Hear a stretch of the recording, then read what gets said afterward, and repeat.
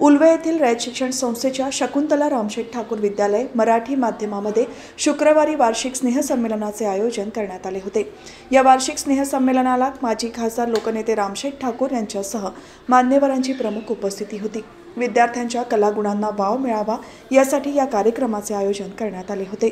इयत्ता 8वी ते 10वीतील विद्यार्थ्यांनी विविध नृत्याविष्कार, नाटक यांसारखे कार्यक्रम सादर करून पाहुण्यांचे मन जिंकले। तसेच यावेळी झालेल्या पारितोषिक वितरण सोहळ्यामध्ये विविध स्पर्धेमध्ये यश संपादन केलेल्या गुणवंत विद्यार्थ्यांचा मान्यवरांच्या हस्ते पारितोषिक देऊन गौरव करण्यात आला।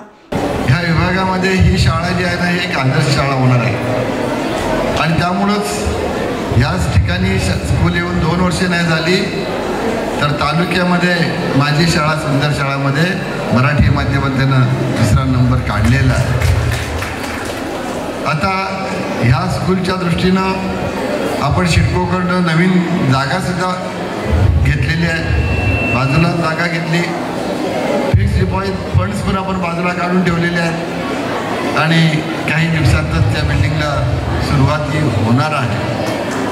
इंग्रजी माध्यम CBSE स्कूल पाहिजे, आपण CBSE स्कूल सुरू केलं, पण मराठी माध्यमावर दुर्लक्ष करून चालणार नाही, कारण ग्रँटेबल स्कूल जे आहे ते मराठी माध्यमाचं आहे। सर्वांनाच इंग्रजी वा CBSE शाळेत जाऊन परवडतं अशातला भाग नाही, पण ITने सांगितलं मराठी माध्यम शिकूनसुद्धा भरपूर मोठं होता येतं। तो अनुभव मी स्वतः घेतलेला आहे। मी मराठी माध्यमात शिकलो आणि 2दा खासदार झालो। प्रशांत ठाकूर मराठी माध्यमात शिकले, 4दा आमदार झाले। हे महेंद्र घरात मराठी माध्यमातून शिकले आणि आता आंतरराष्ट्रीय युनियनमध्ये त्यांच्यामध्ये कमिटीमध्ये सुद्धा मोठं मानाचं स्थान मिळालेलं आहे। म्हणजे अशा प्रकारे मराठी शिकणं हे कमीपणा नव्हे, तर मराठी भाषेचा कमीपणा कोणी मनामध्ये ठेवू नये। मराठी भाषेमध्ये पण ते शिक्षण असतं, इंग्रजी भाषेमध्ये पण ते शिक्षण असतं।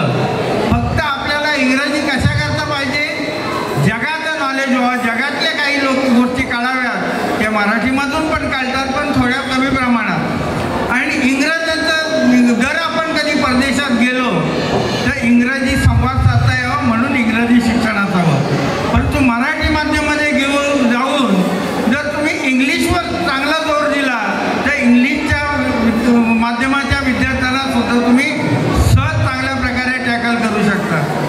मित्र, मी काही जास्त बोलणार नाही, मला माहिती आहे तुम्ही भाषण करता मुलीच आलेलं नाही, तुम्हाला कार्यक्रम बघायचे।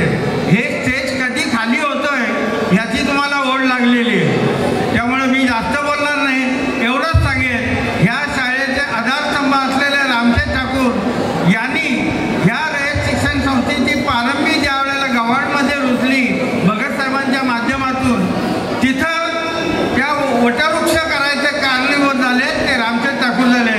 आणि नुसते वटवृक्ष तिथं गेला नाही तर रयत शिक्षण संस्थेच्या वटवृक्षाला जोमाने बहर देण्याचं काम रामशेठ ठाकूर करत आहेत। या कार्यक्रमाला रयत शिक्षण संस्थेचे जनरल बॉडी सदस्य YT देशमुख, कामगार नेते महेंद्र घरत, मोरूनारायण म्हात्रे विद्यालयाचे चेअरमॅन भार्गव ठाकूर, माजी पंचायत समिती सदस्य रत्नप्रभा घरत, अनंत शेठ ठाकूर, माजी नगरसेविका दर्शना भोईर, श्रीकांत घरत, रघुनाथ देशमुख, कमलाकर देशमुख, सुधीर ठाकूर, निलेश खारकर, कविता खारकर, राजेश खारकर, शैलेश भगत, दीपक कोळी, रामनाथ कोळी, अंकिता खारकर, BT कांबळे, धनराज मुंगाजी यांच्यासह मान्यवर उपस्थित होते।